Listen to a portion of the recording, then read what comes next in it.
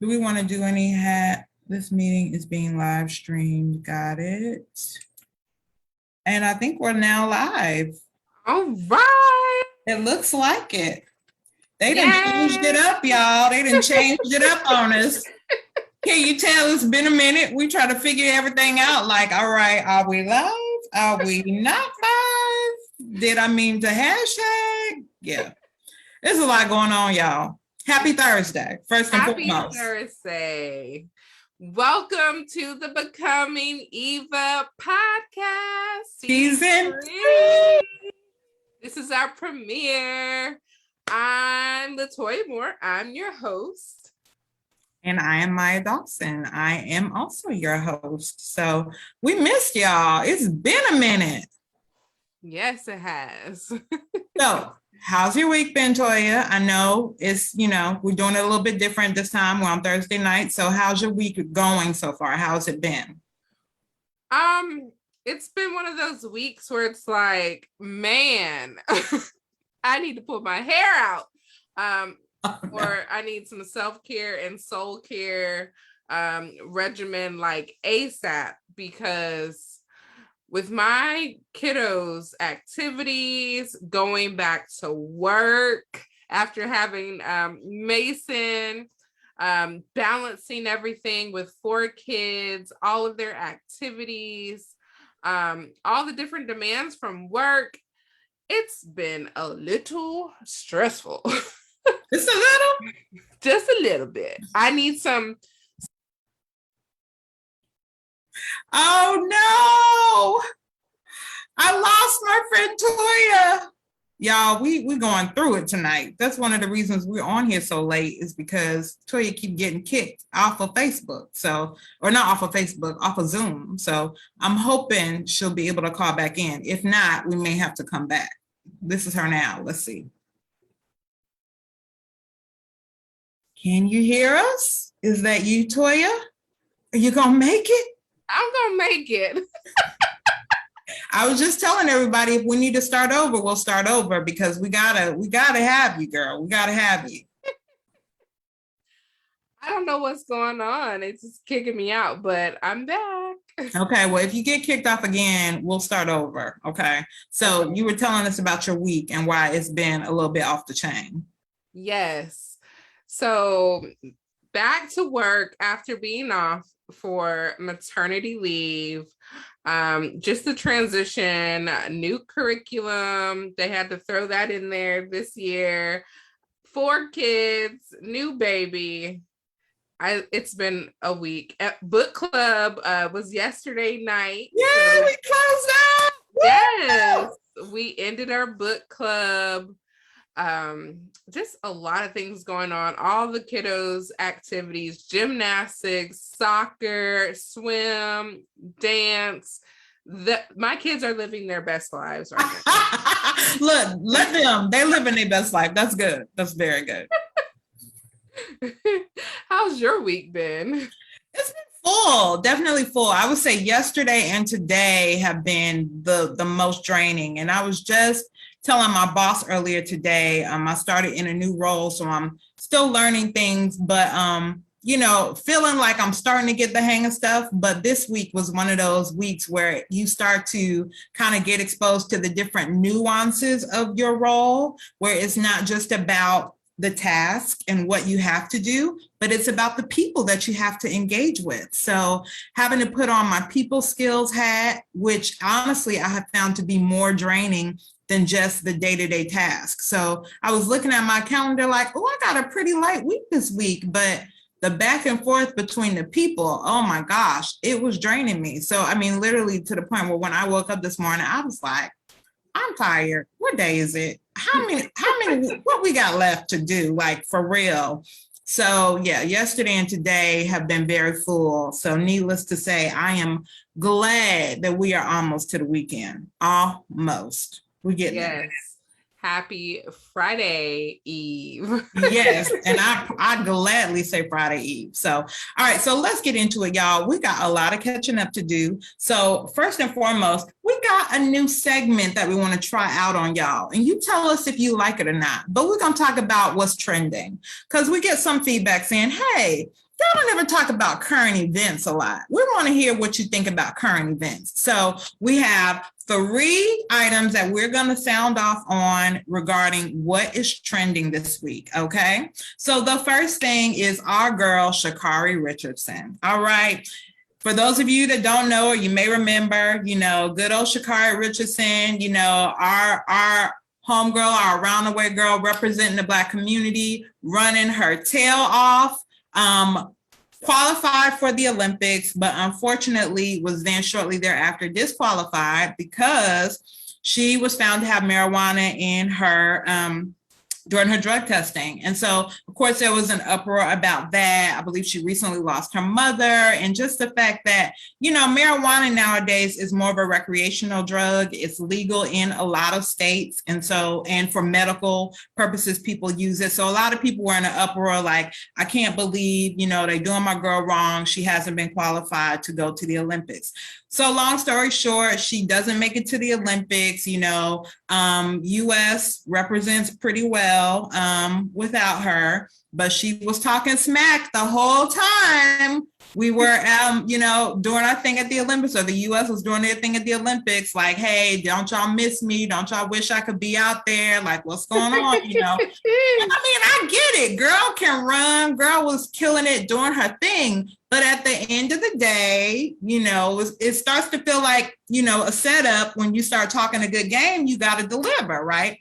So long story short, we get back from the Olympics, and I don't know what this most recent round was, if it was a qualifying round for something, or if it was just, a regular fair game, sprint competition, whatever you want to call it, for off season. So she competes again and she gets smoked. Like, pretty much she gets smoked, like, very close to last, if not last. So all that to say, what are your thoughts on, the Black girl that can run, Shakari Richardson? So, I was a track runner. So another thing I'm learning about Toya is like, she'll pull something out of her hat, like, well, I'm surprised you didn't say, well, I competed in the Olympics back in 2008. Like, I mean, we were in our book club and she talked about being recruited overseas for volleyball. Like, what in the world? Okay, finish your story. I had to have a moment. But go ahead, Toya. Tell us. But homegirl should have knew the rules. Like, she knows the rules. I know weed is legal in some states, but if you are trying to qualify and participate in the Olympics, you know the rules and you know the risk when you light it up and smoke it. When you light it up. Thank you. Yes. So the risk. So I was really disappointed that she did not get to participate in the Olympics, but at the same time, I was like, but the risk. Yeah. Like, they do drug tests. Yeah. Even though it's legal in some states, Olympics is international. You have to follow the rules. And then I understand that, she was going through a rough patch and different things like that. I think maybe her support system should have reached out to her and perhaps, helped her with some therapy to help talk through those different thoughts and feelings, like more support. And then with her coming in the last place in the most recent event that she was in, I know she was talking a lot of smack, like, I'm the best and it's gonna happen. And I know people are like, but you just missed the Olympics and then you came in last place. So I think maybe the nerves got the best of her, too much attention. I can see it mentally probably distracting her from being her best, because in track, you have to have your mind mentally in every single race. For sure. But you shouldn't be putting yourself on blast. Like, I feel like you put yourself on blast. Like, when you talk a good game, you gotta back it up. Like, I'm old school. Don't say it unless you mean it. Like, don't. And if you gonna come hard and come correct, like for real. So, and in some cases, you got to show people before you can tell them, because if you tell them and you don't deliver, it just makes it all the more worse. So that was my thing. I was like, you just was talking too much smack. So, let your work speak for itself, and that way let other people talk about you instead of you doing all the talking, because it was just too much for me. So, all right, on to the next. All right. The crate challenge. So let me ask, are you familiar with the crate challenge? I am. I was scrolling through my Instagram and Twitter and looking at all these different crate challenges. I was like, OMG, people, why are we doing that? People falling, looking like they're breaking their arms and legs and necks and stuff. Like, why are we doing the crate challenge? Yes. I mean, there's always some challenge, but this one in particular, for those of you that don't know, literally is what it says, what it's called, the crate challenge. They're taking those plastic milk crates that carry about 4 gallons of milk, and they are stacking them one on top of the other, building bridges, obstacle courses, as high as you can go, towers, and trying to see who can stay on them the longest. And people are betting like mad loot over this, like G's over this. I'm like, first of all, like, I don't know what your week be looking like, but my week is mad busy, and I don't have time for something like that. And then, of course, here go my husband. He's like, well, how much money would you do it for? And I was like, well, if we putting some money on it, I don't know. It's going to have to be more than a couple of G's. I mean, people going to the hospital over this. I would say, yeah, we're going to have to bump that up to enough to cover my hospital bills. How about that? So I'm thinking 100K or more if I'm going to put my life on the line. But these people, they just out here doing the most. So what are your thoughts on the crate challenge? I'm not participating. Under any circumstance? No, ma'am. Even if they was about to, like, you could win some mad money, like, for real. No, ma'am. You could pay for your kids' college. You are not about to videotape me and keep my images of me falling on the internet for a lifetime that the internet is available. I will not be your entertainment. You good, huh? I'm good. You couldn't pay me to do that. No, ma'am. Yeah. No, I got you. I just had to throw that one in there for, for kicks, for laughs, for giggles. All right. And then our third what's trending topic. Oh, gosh. Dell and Siddell Curry. Is it Siddell? No, Sonia. That's their daughter. Dell and Sonia Curry. The Currys, a.k.a. Steph, Seth, and Siddell's mama and daddy. They have filed for divorce after how many years of marriage? 33. 33, the age of Jesus at his crucifixion. But neither here nor there. I'm just saying, 33 years is a long time. But they have filed for divorce, and apparently it, has been said that one, if not both of them, have cheated on one another during the course of their marriage. So, of course, nobody's in their bedroom in their marriage except them and the Lord. We don't really know all the details of it, but I'm just wanting to get your thoughts on this, because to me, I have always loved the Dell family, period. I mean, not the Dell family, the Curry family, period.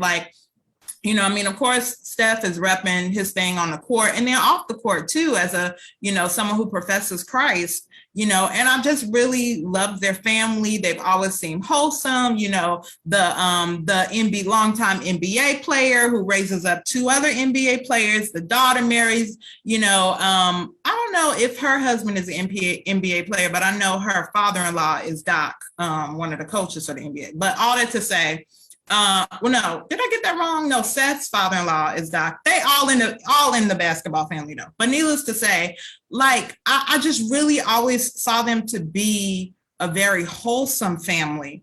And so it just broke my heart. It always breaks my heart when families get divorced, just because I know God, desires to use marriage to model, out Christ's love for the church to just the world in general. But it just always breaks my heart. And so for them to be in it this long after 33 years and to call it quits, like, it's just rough, man. Like, what are your thoughts? So my first thought, you guys have been married for over a quarter of a century. I think you should work it out. Like, you've raised a whole family. Yeah, and got grandkids and everything. Grandkids, all of that. Mm-hmm. You do not want to be out here in this world single, doing TikTok challenges and crate challenges and stop trying to keep up. Married people do TikTok and crate challenges too. Don't get it twisted. Listen, you do not want to be out here trying to compete with these single folks. I just don't think it's the life. I get it. All these swipe left and swipe right and dating apps, like, it's a whole new ball game from 33 years ago. Like, you do not want to be out there dating. Like, I know people that are single and they share their struggles. Like, I cannot imagine like dating in this day and age, like with all the different dating apps and all of that stuff. Like, I think they should work it out, communicate, get some family therapy or something. Like, you guys have been married for 33 years. And they've raised some successful kids. Like, I get it. I think my thing is, and I agree. I definitely agree. But I think as more facts or information, I won't say facts, as more information rises to the surface, it seems like this has been a long-term thing that they have been dealing with behind the scenes where, either one person started cheating back in the day and ain't no telling how long the relationship went on or is going on, number one. And then the other person may have started cheating out of revenge or neglect or whatever. And ain't no telling how long that's been going on. Like, it seems like it has been longer than we realize, than the public realizes. And they may in fact still be in relationship with the other person. I could be wrong. Like I said, ain't nobody in their bedroom but them and the Lord. But as information rises to the top, it's kind of like, like, there's a lot more to this story. So that is why I am like kind of hesitant to say, and I believe God can redeem anything. They definitely can try and should try to work it out, but it seems like there's so much more so many other factors in there that we don't necessarily know. That's all I'm saying. You get what I'm saying? Mm-hmm. Okay. All right. That is what's trending for Becoming Eva tonight's episode. All right. So let's get into the nitty gritty. So we really wanted to spend this first episode catching up with you, because if you haven't noticed, we did not have a season earlier this year because, drumroll please, we had a very special new addition to the Becoming Eva community, to the BE community. So I'll let Toya talk about that, but we're just going to share kind of our top 3 for 2021 and then dive into a little bit deeper to some of those things. So what would you say are the top 3 things that you have experienced this year? I have a feeling I know what number 1 is, but can you share? Of course you know what number 1 is. My golden child was born. Golden child. Mason, my first and only son, was born in February. So that has been my number 1 new update or new change since 2021. I don't want to leave my other kiddos out. All of my girls hit major birthday milestones. They turned 3, 5, and 8. So that's Layla, Ryla, and Mariah. Yay. And they are loving on their brother and fighting over him. Like, I want to hold him.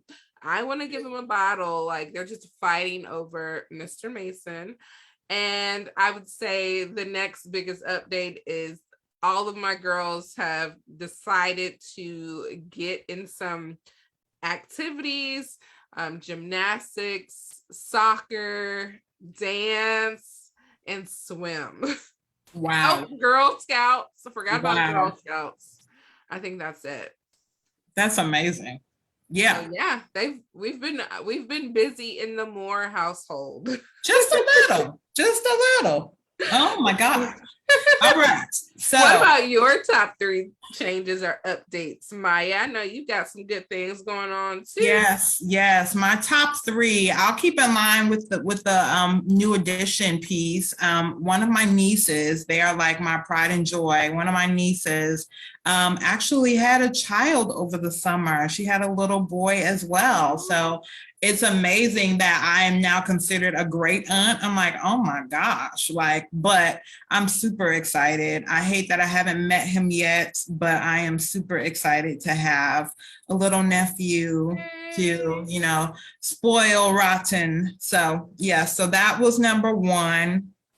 Number 2, your girl got promoted. I have actually been working to get promoted probably since the beginning of the year, just because I, wanted to experience more on my job, wanted to be challenged more, wanted to secure the bag, whatever you want to call it, all that good stuff. And then also too, I've really been trying to be strategic about making sure that if I'm going to work a 9 to 5, that my job allows me to utilize or to develop skills that I want to use in my, in my 5 to 9, if you will, in my other endeavors. And so really trying to marry what I'm passionate about and be able to do that in my 9 to 5. So really excited because it does provide an opportunity for me to kind of dabble on the creative side of things as well, and still be on the strategic project planning side as well. So really excited about that. And then the third thing is my husband and I shot a short film this summer. Yay! That was huge for us. I mean, we had been talking about doing it for a minute, and everything just kind of lined up where we had the means, we had the time, we had the talent. God surrounded us with an awesome group of people to come alongside and support us. And we were able to shoot a legit short film. And when I say legit, I mean legit, quality. I'm really excited about it. So yeah, so more details on that, but those are my big 3. So as y'all can see, we've been busy, but we missed y'all, and we're excited to be back with season 3 of Becoming Eva. So we got to dive a little bit deeper. Of our big 3, we wanted to expound a little bit on one of them just to kind of let you all in, because there's been a lot going on. And so Toya alluded to the fact that, or not alluded, but shared, she has a new addition in her family, her first and only son. And so wanted to talk a little bit about that transition. But before we get into that, I know you posted a video over the summer, and so I wanted you to talk a little bit about that, because honestly, it got some pretty good views. So I wanted you to share. I remember us talking before you were about to deliver, and there was some anxiety. So you can share with us about how things were leading up into the delivery. How were you feeling, and what was going on? So, of course, I always have anxiety when I'm pregnant, because labor, delivery it's so many unknowns in how it's going to go. And I've had a variety of different experiences. Like the first time I delivered, I pushed for 4 hours, which is an extremely long time. And I didn't know any better because it was my first time. So, and it was very rough because I was like, I'm doing this all natural. Why you gotta have that voice, Toya? I'm just saying, I was trying to be like Superwoman in there, and the lady was like, if you change your mind, just let me know. We'll get the dude. And so, I changed my mind. And I was like, go find him. Like, I was acting like really crazy up in there. I was throwing things. I bit Ryan, like all kind of things. Like the first one No, pray for was Ryan. rough. Yes, it was a mess. Like reserved, calm. Toya was like nowhere to be found that day. So after that, the rest of my birth stories were much, or the birth experience was much like smoother and easier. I was more calm, things like that. But I still have like anxiety, like leading up to the birth, because you're like, I don't know. That first one was like 4 hours of pushing. It was rough, the epidural does not work on my body. Like it was, so needless to say, I had anxiety leading up to the birth. Mason kept turning from breech to transverse to head down to breech again. And so they were like, girl, you're gonna need a C-section, like if he does not turn. And like they were trying to get me to go in and do this like procedure where they try to spin him like a week before, but then they were like, if we do that, you still might have to get an emergency C-section, like if his heart rate goes down, stuff like that. And so this was like when I was in my 38th week. And I was like, well, if I go through all that, like what's the percentage of him staying head down if we spin him? And they were like, oh, it's 50-50. So like next week when you come in for your induction, he can be breached again. And I was like, so why would I go through all that if, he could be breached again? So I decided to just pray. All right. I looked up some different natural techniques to get him to turn on his own. Amen. And my doctor did not believe that he was going to do that, because she was like, once they're in the 38th week, they don't usually turn anymore. Now, they don't turn. They're usually in the position they're going to be in for birth. But, I got God on my side. I was like, I'm not accepting that. So I started praying and professing over my womb. We were doing all these different tricks that we had looked up. We were using flashlights, talking to him, playing music, gospel music, near like the bottom of my womb where we wanted his head to turn.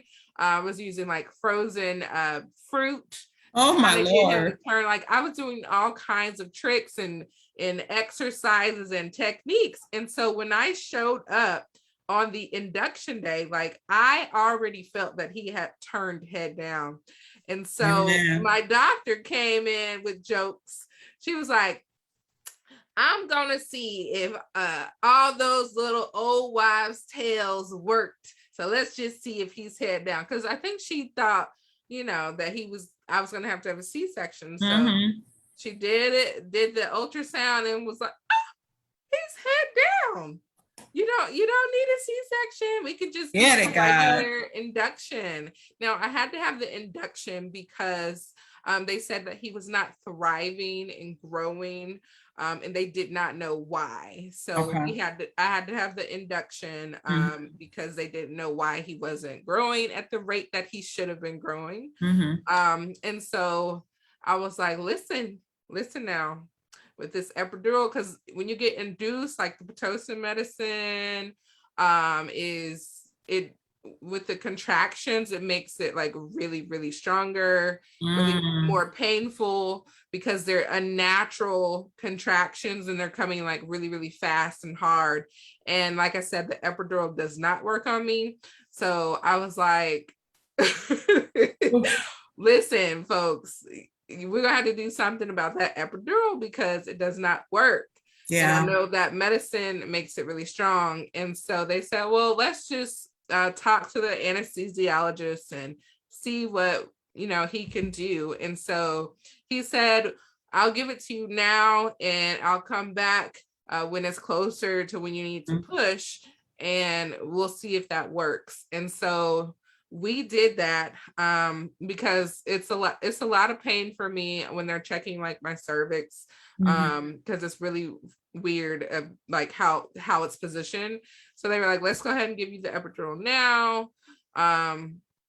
Mason was not really making any progress at like 6 o'clock in the evening, and I was there since about 6 o'clock that morning. Oof. And so 6 o'clock that evening, you know, he was just chilling. He wasn't making any progress. And they're like, okay, we need to figure out a way to kind of get him to come on down. Yeah. And so she was like, well, since you were doing old wives' tales, how do you feel about doing something that's a little unconventional? And I was like, okay, tell me more. And she was like, we're going to have to do something called shaking the apples. And I was like, okay. And so I was like, how are you guys going to do that when I've had an epidural? Like, I'm partially numb. And she was like, well, we'll help you. And then she kind of showed me and told me what we were going to do. And basically, you like get on all fours and they kind of shake your bottom like you're twerking in the air. And working for the baby. It helps get the baby to move down. And so we started this at about 6:10 that evening.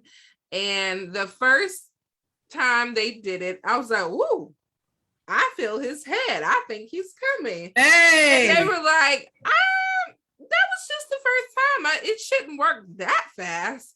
And they shook again. I was like, I really think I feel his head coming down. And they were like, well, let me just do it one more time. You know, they shook me. I was like, he's coming. And so they flipped me over. And I was like, you know, hyperventilating because I was like, I could feel the pressure. I was like, no, yeah, he's about to come. And they were like, it's not supposed to work that fast. So at 6:15, she was like, oh, that's his head. He is coming. You're getting ready to push. And so I was like thinking, like, I told y'all he was coming. And so I pushed 3 good pushes and he was out. Oh, like Mason. So fast. Amen. For 2 minutes, which was the fastest Amen. I've ever pushed. Come on in the room. It was a supernatural childbirth because at about 5:30 we started listening to praise and worship music, you know, and I think I was like in a peace of mind and I could feel God's presence, and it was like a joyful time. Like I was so happy, and I was like, this was like a real supernatural childbirth. It was like the least amount of pain that you could ever expect in childbirth. So that's the supernatural childbirth story in a nutshell. Oh God, Toya, after 3 pregnancies, look, you deserve that. Every bit of that peaceful delivery, you deserve it and then some. So praise God, and please believe I was taking notes. So thank you, ma'am. Good stuff. So, okay. So Mason is your first and only son. So what's it like having a boy now? I absolutely love it. I don't know what it is about having a boy, but he has stolen my heart. And Ryan gets so jealous and mad, and it just makes me so happy.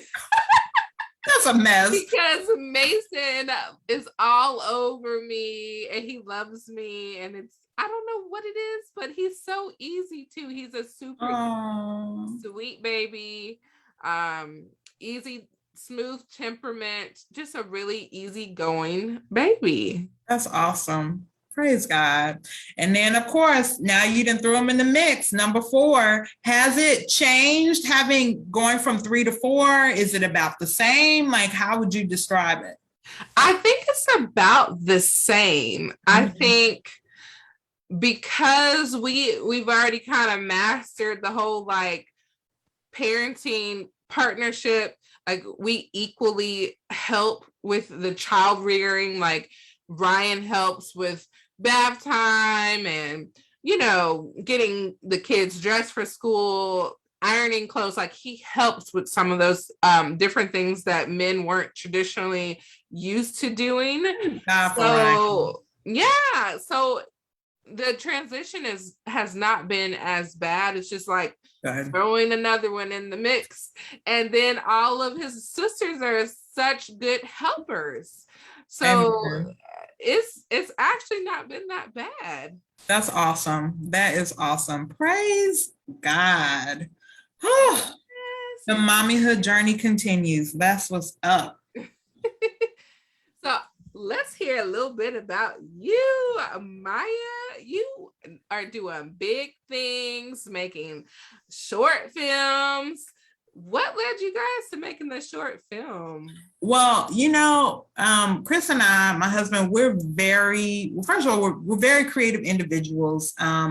Chris is like, I feel like he's like the ultimate, like, creative genius, dreamer, whatever you want to call it. Like, he literally wakes up every day with a brand new idea. And I'm very strategic. So I have creativity, but I'm immediately trying to figure out, okay, how do we get this done? So long story short, we actually have been writing together pretty much since we've been married. Like, that's been kind of one of our pastimes where we'll come together and we'll be like, all right, let's work on, a synopsis for, a film or a pilot or, whatever. Let's work on something, And so we actually wrote this short film, like 6 years ago. It's been a minute.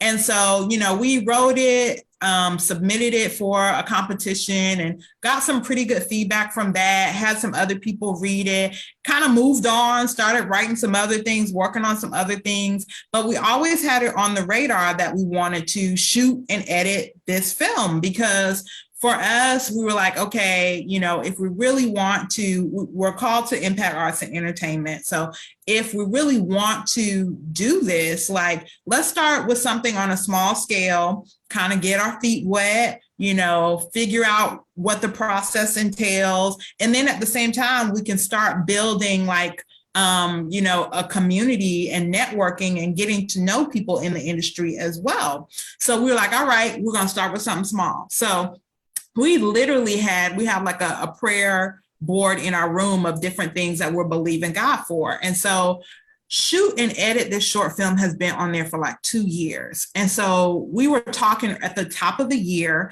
and we were trying to figure out, okay, what do we want to focus on? We have a company called Creative Air that does a lot of creative consulting. And the goal is that the revenue that we generate from Creative Air will be used to fund our passion projects. So we were like, okay, what do we want to work on this year? And so we were thinking about doing a podcast and we were trying to figure out, okay, do we want to do that? What should it be about? And we actually had a good friend of ours recently start a production company and he's been trying to get his feet wet. And so shout out to Will Smith, to Waywater Entertainment. And we had saw some of the work that he had been doing and he actually had been working with some of the artists that we had been consulting. So there was already a relationship there and we were like, okay, like, we want to support you. And he's like, well, I want to support y'all. How can I support y'all? And so we literally like looked at each other like, wow, this would be a great opportunity to shoot this short film, So he set up some meetings and we just kind of talked through some things. Now, I will tell you the turning point for us when we were like, okay, we really need to take this seriously is when he said, okay, what is your budget? We were like, that's a good question because oftentimes when you're about to jump out the window, you jump out the window and you're like, we'll figure it out as we go. And I don't think there's anything wrong with that, but it really forced us to take a step back and say, hey, if we really want to take this serious, if we really want to put our absolute best foot forward, let's really think about the answer to that question and let's figure out what we're willing to commit to and, basically how much skin we're willing to put into the game. Because, when it comes to arts and entertainment, a lot of times we do things because we're gifted at them or, we're interested in them, but the rubber really hits the road. Number one, when you have to start investing investing time, when you have to start investing money, and when you become open to critique. And so all that to say, like, that question for us kind of changed the game, because we were like, wow, if we really want to do this, let's take a step back and figure it out. So we did. We took a step back and read through everything again to make sure we still liked it, did some final revisions, really sat back, looked at what we had to invest in it, looked at what we wanted to invest in it, and really tried to map out a plan. And that's how it happened. So, I mean, it's been amazing, though, because I will say, I'm really big on going with the grace. And when I say go with the grace, like, you know, you pray about something, you're trusting and believing God for something. But for me, there are certain endeavors and seasons in my life when I'm like, okay, I know God is gracing me to do this. It doesn't mean that it's easy. It doesn't mean that I have all the answers, but it means that I know that God is with me, and I know that God is going to open up the pathway as we go. And I genuinely felt that when we were doing this project. So it was really one of those things where I was like, wow, God, like, you are really doing this. And it's been an amazing ride. It really has been. Do you mind telling the Becoming Eva audience a little bit about what your short film is about? Yeah, absolutely. Well, I will say it's if anybody knows my husband Chris, they know he has a bit of a and I say bit sarcastically, but he has a bit of a conspiracy theory mindset. You know, he's always thinking like, you know, what's the real reason behind this, or why do you really think that happened, you know? But long story short, it's about an up and coming young Black male actor who is he has a big break, and he's trying to take that next step and continue to progress in his career. And he's presented with an opportunity, and he has to decide whether or not he's going to take the opportunity, and if it would potentially mean compromising, you know, a certain aspect of his character or his integrity or just his own personal, you know, desires and temperament. So it really is about the decisions that we have to make when we're on that grind and when we're trying to, you know, pursue what God has called us to do and what God has gifted us to do. Like, what boundaries do we have in place? What convictions do we have in place? And it's comedic. Like, this is not a huge, I wouldn't even say this is like even a huge decision that he has to make. But for him as a Black man, it feels huge, because of just whatever perceptions or tenets that he has already, you know, set up in his mind, whatever preconceived notions he already has in his mind. It feels like a huge decision. And he has to decide, you know, okay, am I going to take this step? Am I going to stand up and, you know, reject this step? What does that mean for my career if I reject this step? What does it mean for my career if I accept this step? You know, so it really is about the decisions that we make when we're on that grind and we're on our hustle and we're trying to get to that next level. So I'm excited about it. It should spark some good conversation. And I feel like, you know, it already does spark a good conversation. Like, we were just talking with the person that's editing the film, and he was at a retreat over the summer. He said, you know what? One night, this conversation just sparked up about the very topic of the film. And all I could think to myself was like, hey, like, we're working on a film about that right now, you know? And so it does have some, you know, conspiracy theory elements to it. But at the same time, I feel like there are some real conversation starters in there. And that, to me, is the purpose of a short film. It may not always give you resolution. It may not always tie things up into a pretty bow, but it's definitely meant to start a conversation. It's definitely meant to get your wheels turning. So I'm excited. I'm excited too. I can't wait to watch it. We are in the final stages of editing. So, and we're, you know, Lord willing, if, you know, depending on how COVID want to act, we're still planning to have like a premiere, an actual premiere for it, because we definitely, like I said, we want to put our best foot forward. You know, we want to submit it to as many festivals and streaming platforms and you know, channels that are looking for content as possible, because we really believe in it and we believe it was quality work. You know, we were blessed to work with some very talented actors to work with, crew members that are in the industry, that have been in the industry. And the best thing about it was, like, they really enjoyed working with us. Like, they were like, hey, this has been a great experience. We would love to know the next thing that you're working on. And for me, that was like one of the main goals, because we wanted to be able to establish a rapport and to start building a network, because this is like the first of many, hopefully, prayerfully, that we'll be able to kind of put out into the world, many different pieces of content, if you will. So I'm excited about it. So what was the process of shooting your short film like working with the actors, the actresses? I assume you were like the director. Were you the director? I was the director. Oh, okay. So tell us a little bit more about that. Yes, my husband let me direct. Thank you, Jesus. I had it on my 40 for 40 list. If anybody knows me and has been watching Becoming Eva, I have a 40 for 40 list.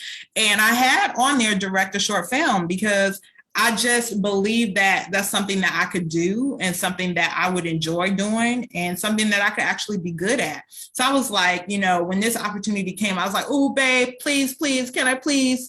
So he was like, you can direct this one. I'll direct the next one. I was like, thanks, babe, thanks. But for me, I love whenever I have an opportunity to take my creative strategy, project planning side of myself and merge it with my creative artistry side. Like, I love that. And so it was a great opportunity to merge that, to like actually work with actors, like real actors, and be able to pull out certain emotions from them and look at how they were going to engage with one another, and kind of walk them through blocking and all that I love that kind of stuff, just because I've acted before, and I love working with other artists. And so, so stepping back, looking at the process, first and foremost, I put my project manager hat on, because I was looking at the amount of time that we would need, and I laid everything out, timeline wise, the steps that it would take. And then I also laid out each scene, as far as what we would need to pull off each scene,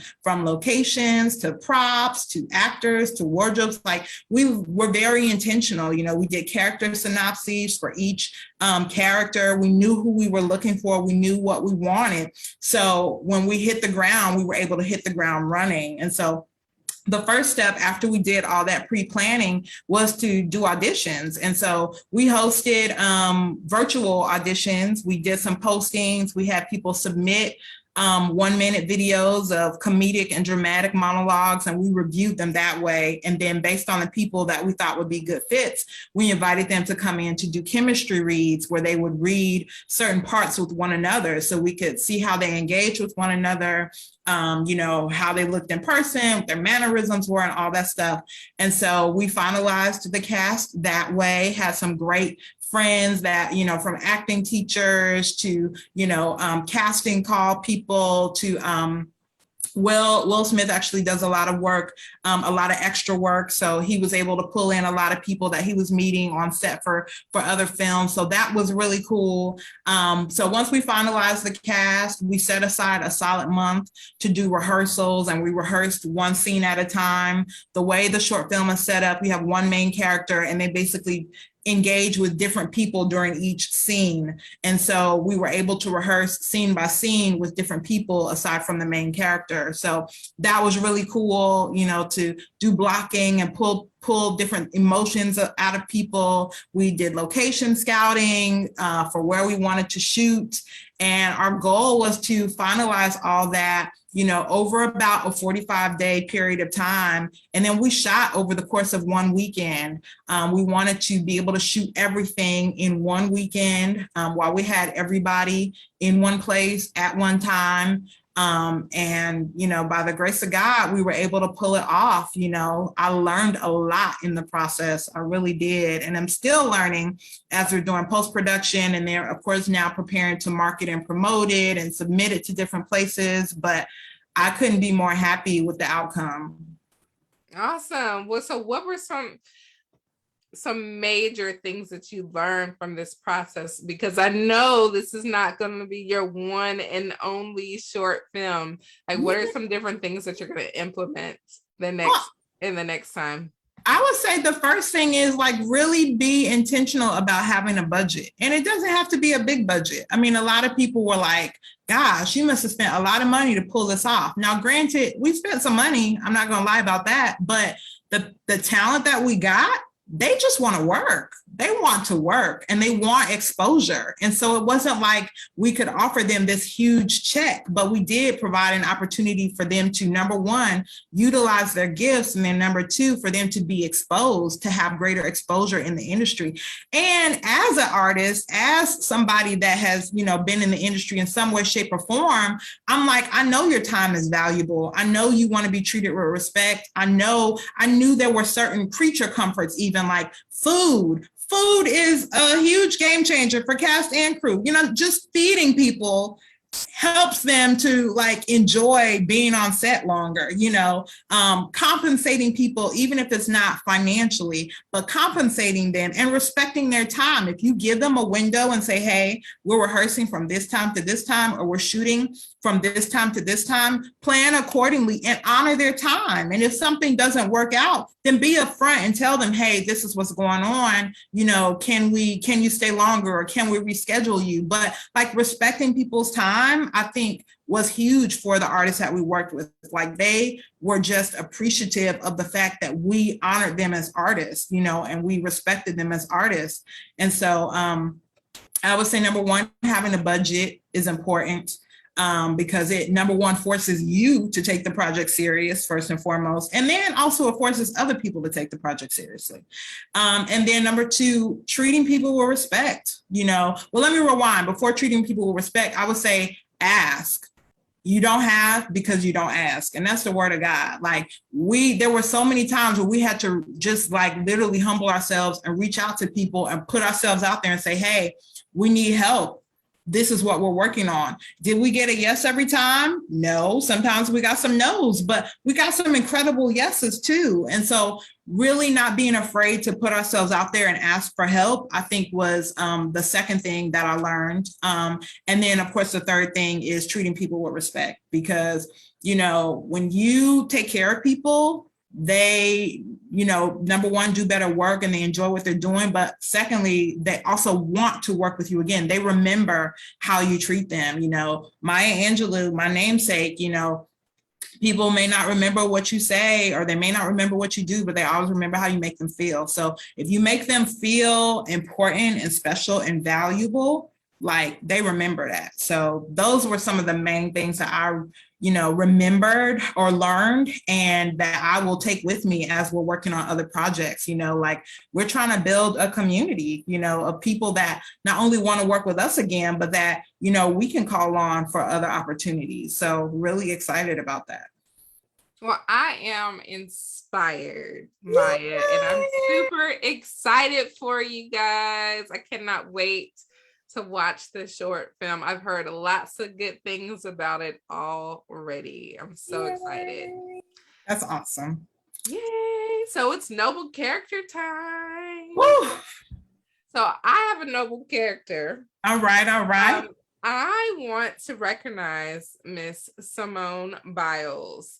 Yes. And since, we were kind of talking about Shakari Richardson, I just thought it would be a great fit to talk about Simone Biles as noble character. So she didn't do well in an Olympic challenge. So she came out the next day and she said she needed to work on her mental health. Yeah. Now, some people reacted very negatively to her, stepping down from the Olympics. People were commenting, saying like, you're the reason why we lost to Russia. And then you had other people on the flip side saying that it was it was good for her. Yeah. Because someone like Simone that spins as fast as she does in the air, if she comes down the wrong way, like she could hurt herself, kill herself even, if she falls the wrong way on her head. So if your head is not like fully into it, then it's wise to not do it. And I think the reason that she said was for anxiety and nervousness. Oh, wow. So I want to recognize her for making her mental health a priority and not putting herself in danger because of other people's expectations. So I wanted to choose her as my woman of noble character. That's awesome. Yes, Simone Biles. That's awesome. Mine actually falls in line with that. I was actually going to acknowledge Naomi Osaki, basically because, or is it Osaka? I'm sorry, I said her last name wrong, but for very similar reasons. She stepped out of competing because for mental health reasons, and she was very upfront about it. That's what I really respected about it. Like, she was upfront and saying, like, this is what I'm not comfortable with, and if you don't like it, or if you don't agree with it, or if I can't compete without engaging reporters day in and day out, then I just won't compete. Like, she was very like, I'm gonna stand by my decision, all or nothing. And so I really respected that about her, because it wasn't like, oh, well, if I can't compete, then I guess I'll just deal with it. It was like, no, I'm really going to stand by this because my mental health is more important.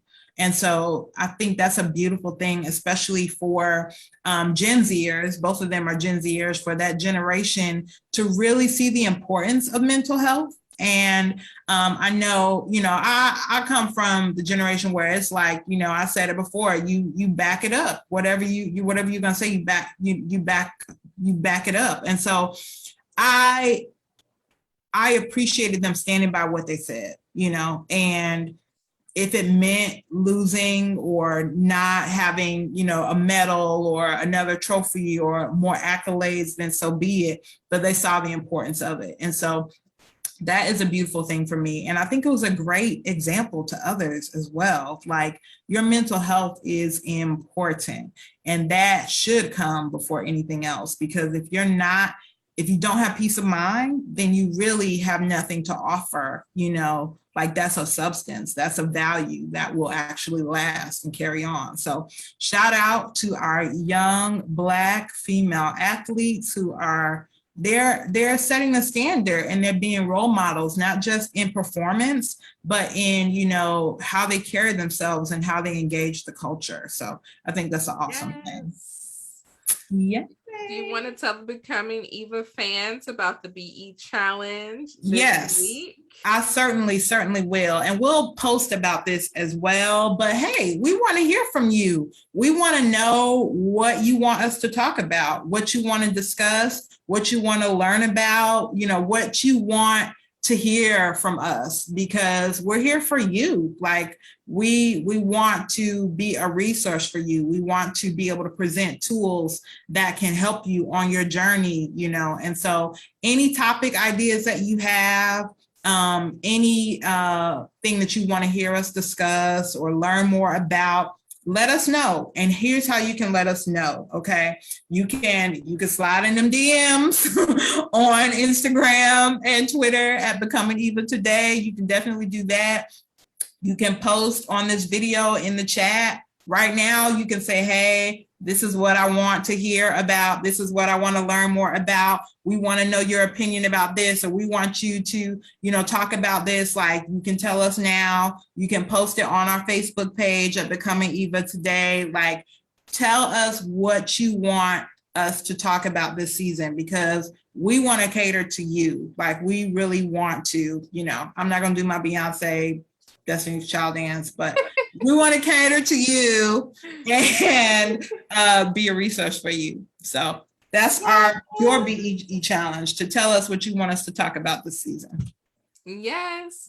And don't forget to join us next Thursday, Hot Topic Thursday. Hey! So don't forget to join us. Tune in, Facebook Live, subscribe to our podcast on the podcast app, subscribe to our YouTube channel, follow us on Facebook, Instagram, Twitter at Becoming Eva Today. That's one word. And see you guys soon. Bye. Bye.